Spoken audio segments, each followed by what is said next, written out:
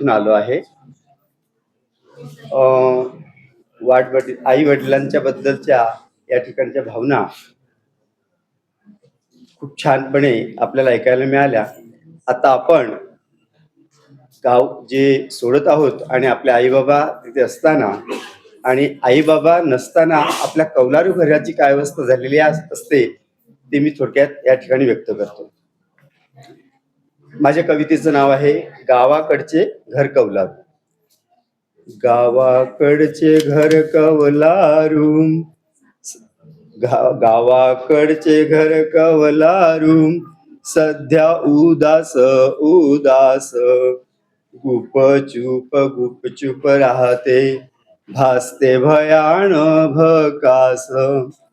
कोणे एकेकाळी घर खळाळून हसत असे, सान थोर आप्तजनांचा इथे राबता सतत दिसे.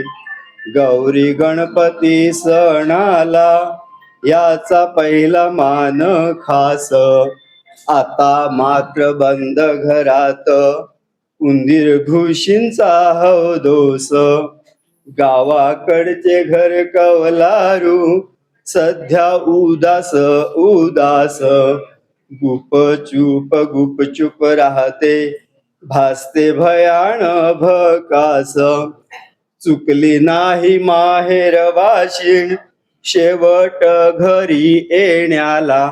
आमच्या घराला, गावातल्या घराला शेवट घर म्हणत असत. चुकली नाही माहेर वाशिण, शेवट घरी येण्याला. मालक मालकीण गेले स्वर्गी, टाळे लागले दाराला. याच डोळी पाहिले होते अनेक वर्षांचे वैभव, हताशपणे पाहून अवकळा होते अपराधी जाणीव. गावाकडचे घर कौलारू, सध्या उदास उदास, गुपचूप राहते, भासते भयान भकास.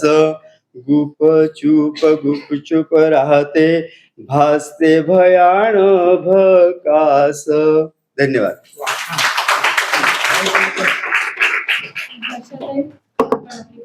त्यानंतर नीरज, आपण आता शेवटच्या टप्प्यात आहोत.